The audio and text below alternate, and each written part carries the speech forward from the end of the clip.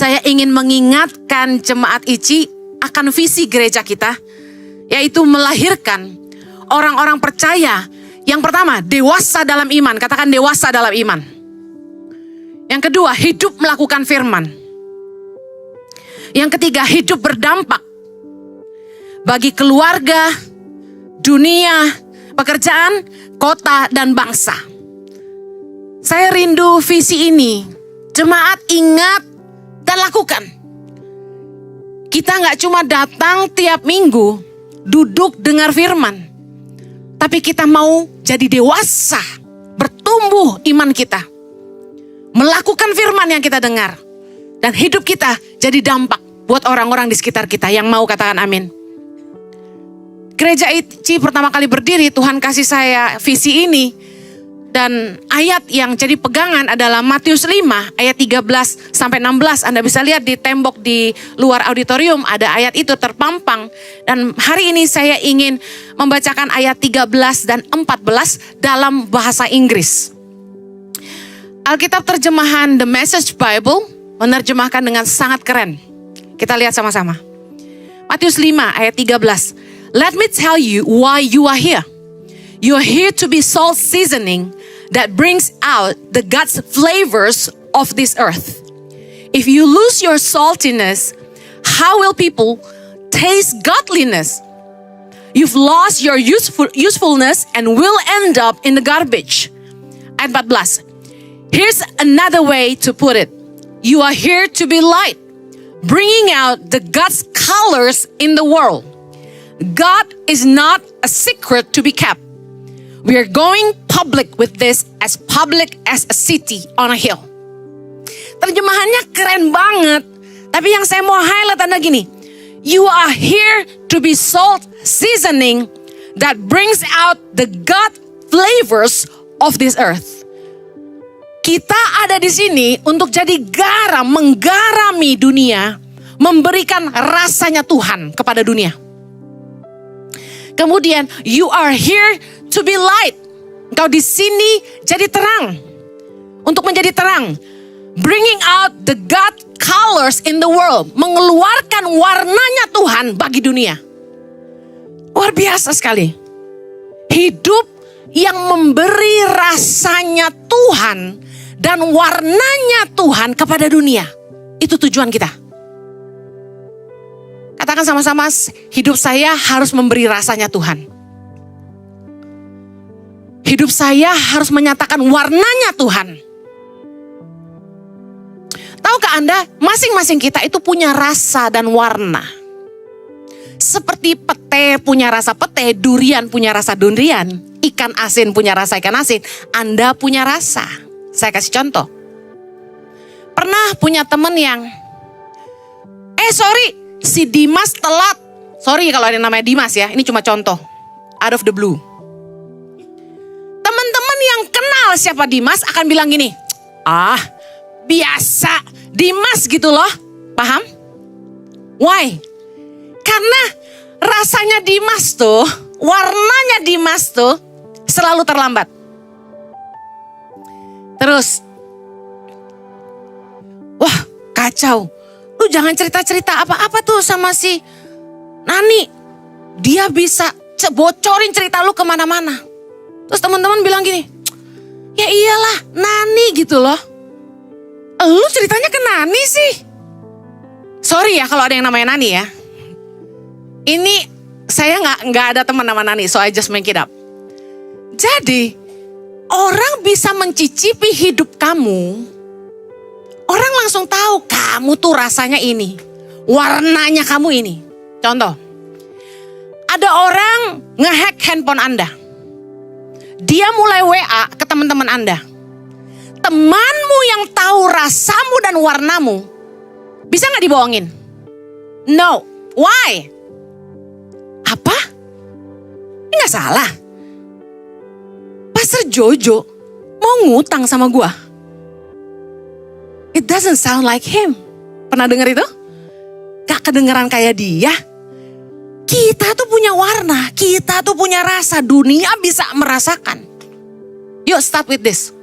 Bagi keluargamu, apakah rasamu? Gak usah dijilat. Gak usah. Tapi kira-kira, masa masing-masing gitu, ngejilat tangan sendiri. Rasa gue apa ya? Asin gitu ya. No. Coba pikirin, di keluargamu. Karena kita harus jadi berkat mulai dari mana? Keluarga, kemudian tempat pekerjaan, kemudian kota dan bangsa. Kita eklesia. Dipanggil keluar untuk menentukan nasib kota. Nah, bagi keluargamu, bagi istrimu, bagi suamimu, bagi anakmu, apakah rasamu? Apakah warnamu? Wow, warnanya kejujuran, warnanya integritas. Kalau diamond tuh D, wow. Dengar baik. You are here to be soul seasoning that brings out the God's flavors. Nah, yang menarik dikatakan gini. If you lose your saltiness, how will people taste godliness? Kata godliness adalah gini, manusia ilahi. Keilahiannya Tuhan. Anak Tuhan harusnya hidupnya ilahi. Orang bisa mengenali anak-anak Tuhan di tengah dunia yang kacau balau ini dari gaya hidupnya, dari gaya bicaranya. Orang bisa bilang gini, dia sih godly bahasanya ya, ngerti? Wah, dia sih godly banget. Anak saya selalu ngeledekin saya.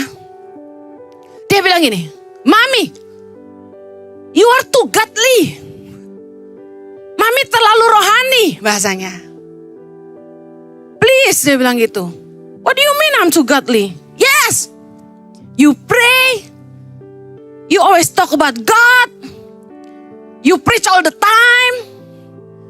You're too godly gitu. Nah, orang harus bisa melihat warna dan rasa di hidupmu, ada Tuhan di situ. Ada nilai keilahian bahasanya di dalam hidupmu. Kalau kita tidak bisa memberi rasanya Tuhan, artinya kita tidak bisa menunjukkan Tuhan dalam hidup kita. Bagaimana Tuhan bisa menunjukkan pribadinya kepada dunia? Dan bagaimana dunia bisa melihat Allah? Seperti apakah Tuhan? Orang gak akan mengerti bahwa hidup mereka salah dan harus berubah kalau mereka tidak lihat contoh. Bagaimana teman-temanmu bisa sadar bahwa gue gak ikut ke gereja lah bro. Hidup gue masih belum bener. Karena dia ngelihat ada temen yang hidupnya bener dan dia ke gereja. Bisa paham? Kalau Anda gak bisa nunjukin sebagai anak Tuhan yang ke gereja tiap minggu, hidup gue bener. Bagaimana Anda bisa menunjukkan Tuhan kepada dunia? Itu arti firman Tuhan ini.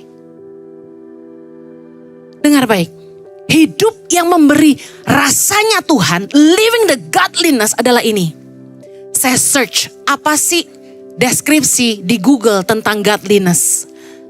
Godliness adalah living a life which is reflecting the nature of the kingdom of God in the course of everyday life. Menghidupi sebuah kehidupan yang merefleksikan sifat-sifat kerajaan Allah dalam kehidupan sehari-hari. Kemudian ada lagi terjemahan lain. Living a life of devotion to God which results in a life that is pleasing to Him. Hidup yang menyembah, mengabdi kepada Tuhan, penuh pengabdian kepada Tuhan. Yang akhirnya tujuan hidupnya cuma satu, menyenangkan Tuhan. Kan kita suka nyanyi lagu, menyenangkanmu, senangkanmu. Apakah Anda punya tujuan hidup cuma gini, fokusmu? Saya hanya mau hidup untuk Tuhan. Fokus hidup saya adalah menyenangkan hati Tuhan. Siapa di sini yang punya tujuan itu? I live for you Lord, I serve you as my master. Saya suka banget kata-kata itu. Aku hidup buat Tuhan. Aku melayanimu sebagai Tuanku. I serve you as my master. Itu yang saya pilih. Saya pilih jalan hidup saya. Saya mau hidup untuk Tuhan saja. Waktu saya melahirkan anak bungsu saya, Axel, saya hampir meninggal. Saya pendarahan hebat, HB saya turun sampai 7. Saya ingat saya tidak bisa bangun 1 bulan. Dan waktu saya bisa duduk di tempat tidur pertama kali di rumah sakit, Saya minta suster untuk ranjang saya ditegakkan, dan ketika saya ditegakkan, di depan saya persis ada cermin. Dan saya terkejut waktu saya lihat wajah saya di cermin itu. Saya putih sekali. Anda tahu kalau orang-orang yang gak punya darah itu putih sekali. Sementara dari lahir saya gak pernah putih begitu. Saya kuning langsat meskipun keturunan Tionghoa asli.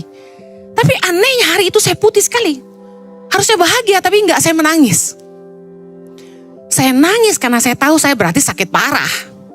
Kakak saya sudah nangis, adik saya sudah nangis, dan saya ingat saya berdoa gini, Tuhan, kalau Tuhan kasih kesempatan saya hidup, saya hanya mau hidup buat Tuhan. Itu janji saya. Karena sebelum saya buat janji itu, saya masih coba-coba jalani hidup saya sendiri. Saya masih mau coba bisnis sambil pelayanan sambil bisnis. Tapi Tuhan tidak izinkan. Tuhan ingatkan saya punya nazar. Saya nazar sama Tuhan suatu hari waktu saya masih sangat-sangat muda, belasan tahun. Waktu saya kenal Tuhan, saya doa gini, Tuhan, selamatkan orang tua saya, selamatkan adik kakak saya. Kalau Tuhan selamatkan mereka, saya tukarkan hidup saya untuk Tuhan. Saya akan mengabdikan hidup saya sepenuhnya untuk Tuhan. Saya buat nazar itu waktu saya umur belasan tahun. Dan Tuhan ingatkan saya di usia 30 tahun, bayangin. Nah, saya bersyukur Tuhan kasih saya kesempatan. Nah, godliness adalah hidup yang mempraktekkan sifat dan karakter kerajaan Allah dan hidup yang menyenangkan hati Allah. Seperti apa sih hidup itu? Roma 12 ayat 1. Karena itu saudara-saudara, demi kemurahan Allah, aku menasehatkan kamu supaya kamu mempersembahkan tubuhmu sebagai persembahan yang hidup, yang kudus, dan yang berkenan kepada Allah. Itu adalah ibadahmu yang sejati. Seperti apa sih sifatnya kerajaan Allah? Yang pertama, natur Allah itu adalah kudus. Katakan kudus. 1 Petrus 1 ayat 16. Baca sama-sama. Sebab ada tertulis, kuduslah kamu sebab aku kudus. Kalau kita mau menyatakan Tuhan, menyatakan rasa dan warnanya Tuhan di dunia, hiduplah dalam kekudusan. Firman Tuhan berkata juga, tanpa kekudusan tidak ada seorang pun dapat melihat Tuhan. Kalau Anda ingin menyatakan Tuhan dalam hidupmu, Anda harus berani memilih untuk hidup dalam kekudusan. Di tengah-tengah dunia yang gelap, yang penuh dengan kenajisan, Anda harus berani untuk hidup kudus bagi Tuhan. Daniel berketetapan, dikatakan firman Tuhan, untuk tidak menajiskan dirinya dengan santapan raja. Hari ini anak-anak Tuhan, apakah Anda mau ambil keputusan? Aku berketetapan untuk tidak menajiskan hidupku. Aku mau hidup bagi Tuhan. Yang mau katakan amin. Ketika Anda dikelilingi teman-teman yang ngomong kotor, hidup najis, hidup dalam dosa, dalam kegelapan, bisakah Anda berkata tidak? Bukankah seringkali kita terjebak menyenangkan hati teman kita, tapi melukai hati Tuhan? Bukankah kita lebih sungkan sama manusia, tapi kita tidak jaga hati Allah? Apa sebaliknya? Anda fokus hatimu, aku hanya mau menyenangkan Tuhan. Tiap kali Anda mau buat apa-apa, pertimbangan hatimu adalah ini. Tuhan berkenan gak ya? Tuhan berkenan gak ya? Firman Tuhan berkata gini, segala sesuatu diperbolehkan, tapi tidak segala sesuatu berguna. Jangan tanya sama pendeta, kalau saya begini boleh gak? Kalau saya begitu bisa gak? Kenapa kamu gak tanya sama dirimu sendiri di dalam hatimu, sebelum Anda buat apapun dalam hidupmu, Tuhan berkenan gak kalau aku buat ini? Ada orang yang coba terus dekati saya dan kasih pertanyaan yang menjebak gitu. Orang Kristen zaman sekarang selalu cari kebenaran diri sendiri. Selalu cari ayat yang membenarkan tindakannya. Selalu menjebak hamba Tuhan supaya kalau hamba Tuhan itu berani keluarkan statement itu, dia akan pegang omongan itu dan dia bawa kemana-mana. Dia akan bilang, Ibu Heni bilang boleh kok. Gawat. Dengar baik, gak peduli kata pendeta, pendeta bisa salah. Karena pendeta juga manusia. Yang paling benar itu apa kata firman Allah. Jangan kompromi dengan dosa. Yuk ambil ketetapan sama-sama saya. Siang hari ini, taruh tanganmu di dada. Katakan gini, aku mau hidup kudus bagi Allah. Amen. Natur Allah yang kedua, terang, katakan terang. Efesus 5 ayat 8, kita baca sama-sama. Memang dahulu kamu adalah kegelapan, tetapi sekarang kamu adalah terang di dalam Tuhan. Sebab itu hiduplah sebagai anak-anak terang. Ayat 9, karena terang hanya berbuahkan kebaikan dan keadilan dan kebenaran. Kalau Anda ingin membawa warnanya Tuhan kepada dunia, warnanya Tuhan tuh terang, sekinclong berlian, bahkan lebih daripada berlian. Diamond itu color tertinggi adalah D, delta. Tetapi saya percaya colornya Tuhan itu A. Amen, karena dia alfa dan omega. Kalau Anda ingin hidup memberitakan warnanya Tuhan dan rasanya Tuhan kepada dunia, pastikan kamu hidup dalam terang. Jangan lagi hidup dalam gelap, perbuatan-perbuatan yang dilakukan di tempat gelap, yang kata firman Tuhan tidak membuahkan apa-apa. Bahkan membicarakannya aja gak pantas. Orang kalau mau bikin dosa selalu cari tempat gelap. Why? Karena mereka malu sama dirinya sendiri. Mereka sebenarnya malu sampai ketahuan orang lain. Mereka cari tempat gelap karena mereka berpikir Tuhan tidak lihat. Mereka cari tempat gelap karena begini, hati nurani pasti menuduh. Kegelapan yang mereka butuhkan untuk menutupi dan membutakan mata hati mereka. Kalau mata hatimu masih terang, ketika kamu bikin dosa, hatimu pasti menuduh kamu. Itu gak benar, hentikan. Hargai diri kamu sendiri, jangan berbuat najis, jangan berbuat kotor. Jangan cari nafkah dengan jalan-jalan yang gak benar. Kalau hati nuranimu murni, hati nurani kita pasti menuduh kita kalau kita jalannya gak benar. Amin. Jangan hidup dalam kegelapan. Kegelapan tidak membuahkan apa-apa, kata firman Tuhan. Sedangkan terang berbuahkan yang pertama, kebaikan. Yang kedua, keadilan. Yang ketiga, kebenaran. Lawan dari ketiganya apa? Jangan hidup dalam kejahatan. Jangan hidup dalam ketidakadilan. Jangan hidup dalam kemunafikan. Yang mau katakan amin. Nature Allah yang berikutnya adalah kasih. 1 Yohanes 4 ayat 8. Baca sama-sama. Barang siapa tidak mengasihi, ia tidak mengenal Allah.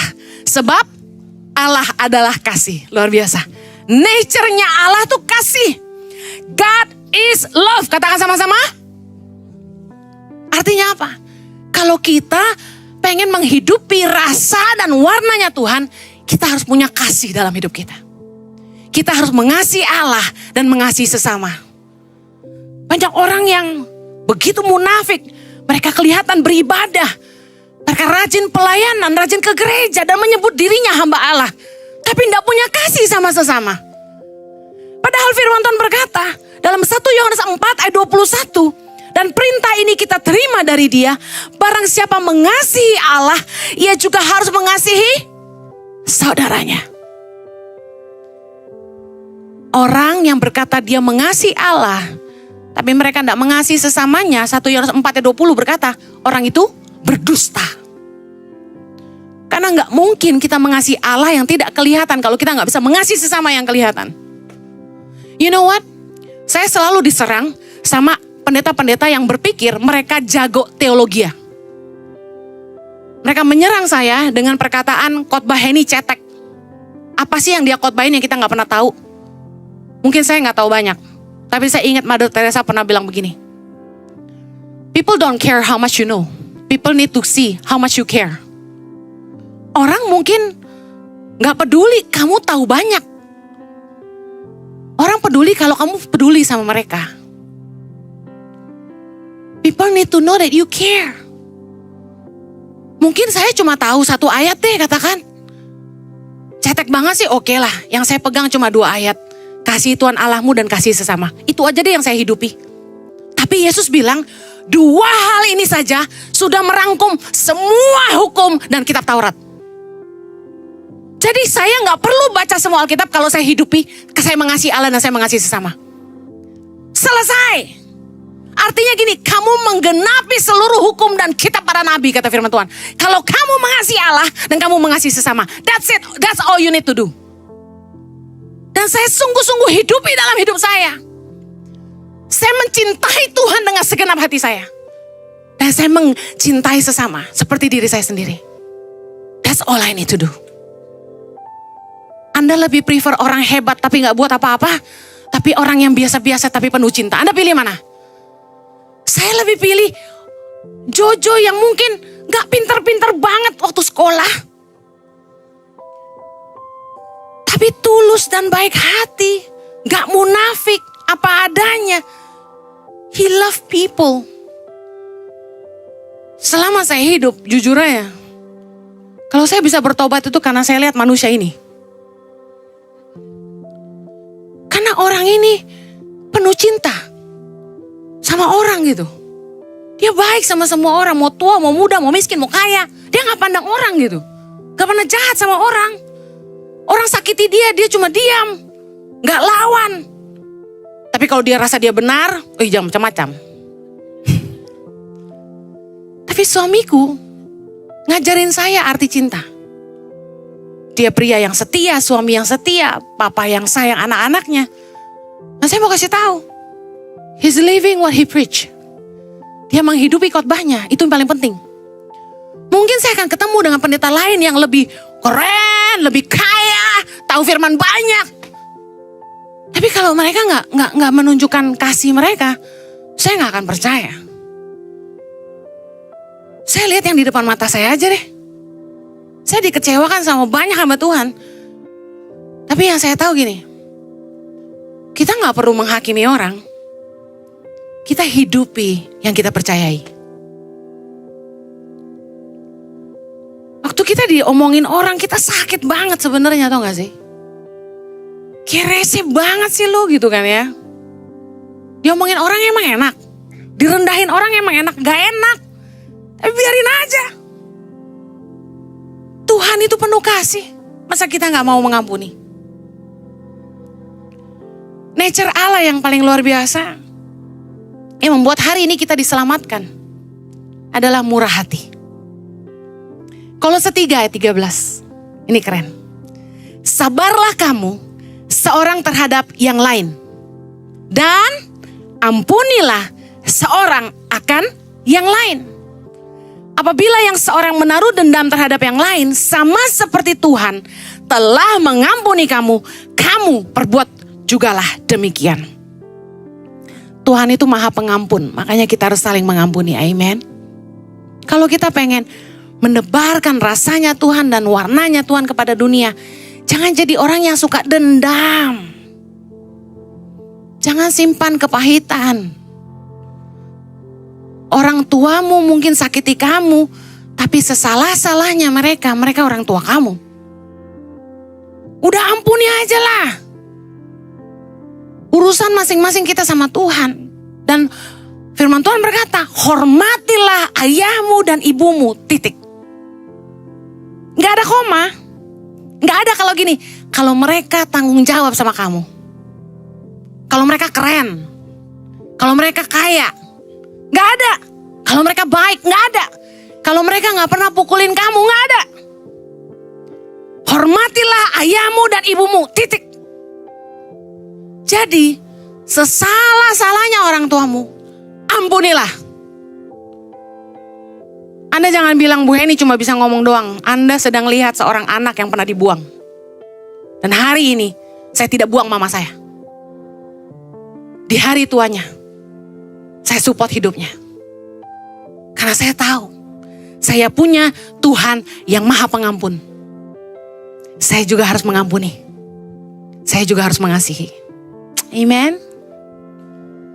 Mari ampuni. Siapa sih yang pernah bersalah dalam hidupmu? Tiap kali kita difitnah, kita dijelek-jelekin orang, kita disakiti orang. Ambil pepatah Indonesia yang keren itu loh. Biarkan anjing menggonggong, kafilah terus berlalu. Sometimes kita harus ambil keputusan untuk gini. Gak usah terima omongan yang membuat kita down. Gak usah masukin di hati. Tapi Tapi Bu Heni, udah ngerasuk di jantung. Hey, keputusan di tangan kamu. Kamu mau ngampunin gak? Kalau kamu ngampunin orang yang salah sama kamu muntahin balik tuh kata-kata jelek. You just let it go. Tiap kali orang jahat sama saya gak pernah balas dan saya cuma doain. Tuhan ampuni dia karena dia gak tahu apa yang dia perbuat. Ampuni Tuhan. Herannya ada aja yang nyampein ke saya gitu loh. Lain kali. Jemaat online maupun onsite. Kalau ada yang jelekin saya lagi, gak usah kasih tahu saya. I don't need to hear that. Gak membangun tau gak sih? Baru kemarin disampaikan. Jemaat gereja sebelah. Itu jemaat online ICI. Ya kan gue gak maksa dia nonton khotbah gue online. Dia bilang sama pendetanya. Itu gereja ICI bikin Bible study. Gereja kita bikin juga dong. Kan bagus kan, input yang bagus, bener gak? Kalau gereja kita bisa menginspirasi, haleluya.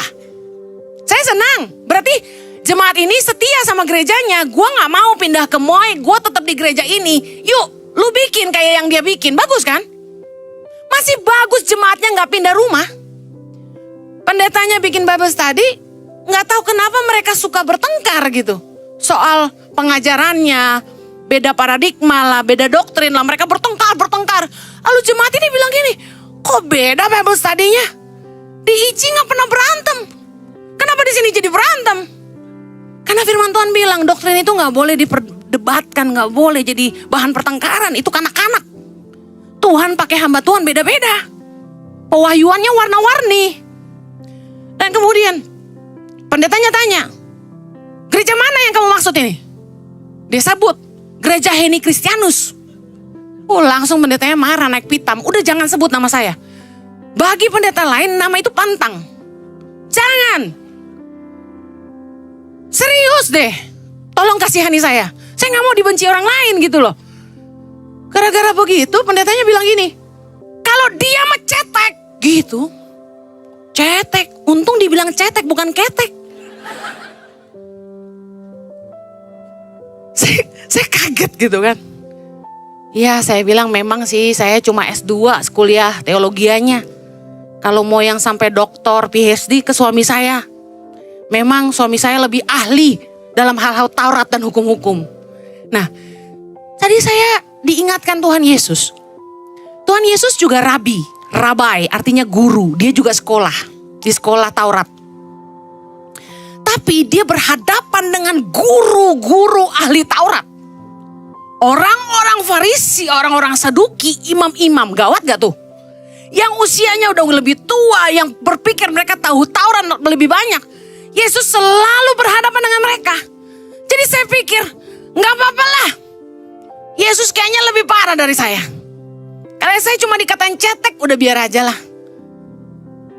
Tapi saya katakan gini, kita harus belajar kayak Tuhan, murah hati dalam mengampuni. Gak usah sakit hati orang ngomongin kita. Kadang-kadang saya ketawain tuh kalau orang mulai ngomongin saya gini gitu. Ada ibu pendeta yang semalam ketemu saya diam aja ketemu dia. Soalnya ketahuan nama saya dijelek-jelekin saya, jadi saya ketemu dia saya kikuk gitu loh. Kan saya tuh orang apa adanya yang gak bisa nyimpen perasaan saya. Saya kemarin mau diwawancara, saya gak mau. Kenapa? Saya takut saya terlalu jujur. Gak sesuai dengan promosi yang harus diucapkan gitu kan. Jadi saya menolak di wawancara. Udah jangan wawancara saya, suami saya aja. Suami saya lebih pintar ngomong. Dan suami saya baik hati. Pasti isinya pujian semua. Ya kan? Nah jangan gue. Asli nanti ya. Nah saya bersyukur gini. Tuhan itu punya nature pengampun. Bayangin kita ini loh kurang ajar. Kalau Tuhan itu enggak pengampun, kita ini jadi apa? Makanya di dunia kita harus memberi rasa ini.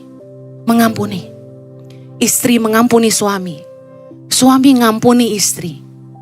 Terus suami istri kalau udah berantem tuh, saya cuma gini.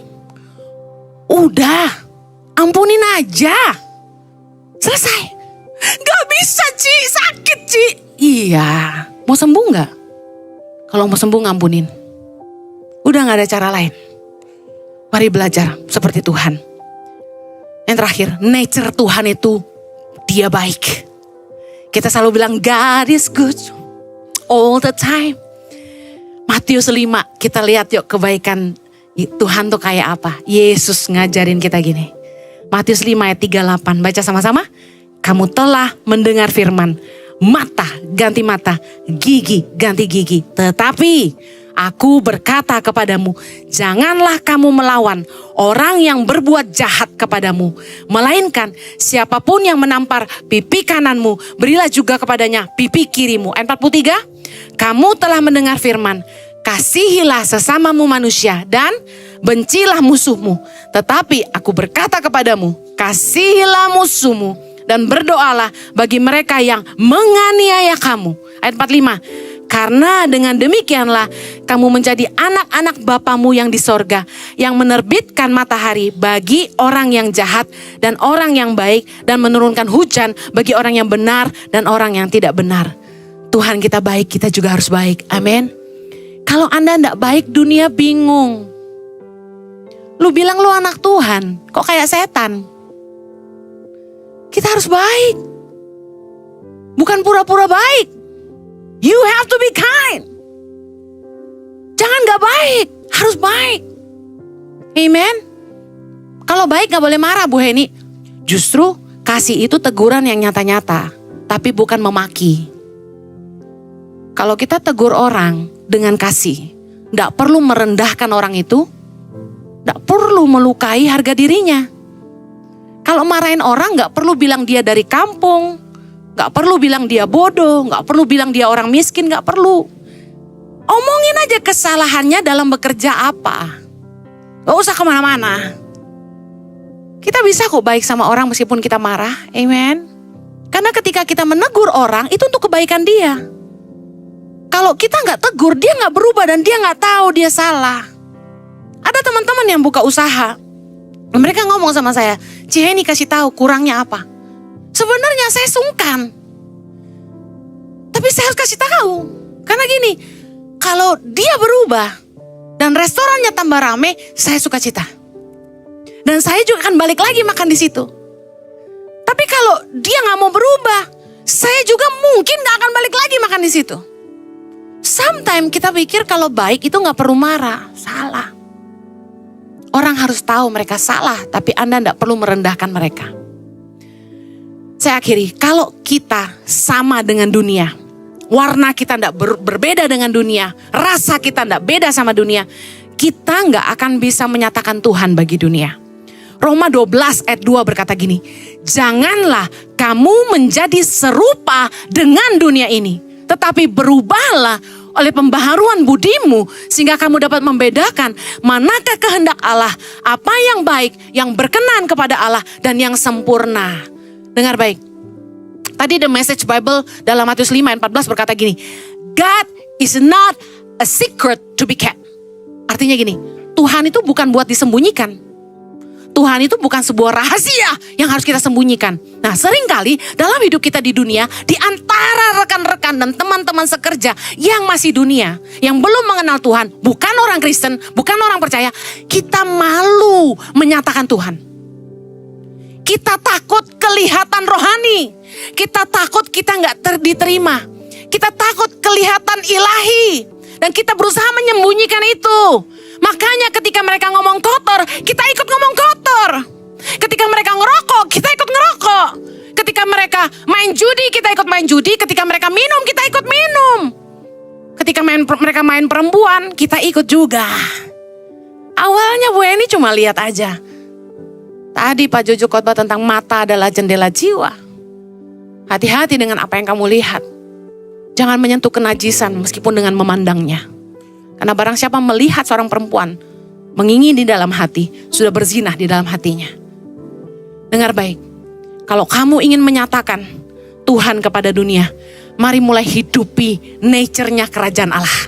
Kita udah bahas tadi, kekudusan, kebaikan, hidup dalam terang, hidup dalam pengampunan, miliki kemurahan hati, seperti Bapa kita murah hati. Jangan ikut dengan teman-temanmu yang ngomong kotor. Jangan ikut teman-temanmu yang hidup dalam kenajisan dan dosa. Jangan hidup dalam kegelapan. Ketika sekelilingmu korupsi, kamu harus berani untuk berintegritas. Ketika teman-temanmu bersikap tidak adil, menindas orang lemah, merampas hak orang lain, kamu harus berani berdiri dan menegakkan keadilan. Sebuah tindakan yang tidak favorit dan mungkin kamu akan kehilangan uang, kehilangan keuntungan, kehilangan jabatan. Tapi saya kasih tahu, semua itu gak ada artinya dibandingkan semua kemuliaan yang Tuhan sediakan bagi kita. Amen. Meski sekelilingmu kawin cerai, tapi kamu harus berani mengambil sikap. Aku mau mengampuni pasanganku, dan aku mau tetap menghargai pernikahan kami. Amen. Ketika sekelilingmu ngambil jalan yang salah, pastikan kamu milih jalan yang benar. Anda tidak boleh jadi sama. Yang mau katakan amin. Mari kita berdoa. Bapa di sorga, kami mau jadi berbeda. Kami gak mau jadi sama dengan dunia. Kami ingin menunjukkan rasanya Tuhan dan warnanya Tuhan kepada dunia. We are not the same. Kami gak mau jadi sama dengan dunia. Kami mau menyatakan Tuhan bagi dunia. Kami pengen punya kehidupan yang ilahi. Ajari kami Tuhan, bimbing kami, biar firman-Mu menerangi langkah kami. Tolong kami, di kehidupan kami yang nyata di luar sana, dalam tempat pekerjaan kami, dalam kehidupan pernikahan kami, dalam hidup kami bermasyarakat, kami bisa menghidupi firman Allah. Memilih kekudusan, memilih jalan kebenaran, hidup dalam kebajikan, keadilan dan terang Tuhan. Di dalam nama Yesus, mampukan kami oleh kasih karunia-Mu. Yang mau melakukan firman Tuhan sama-sama kita katakan, Amen.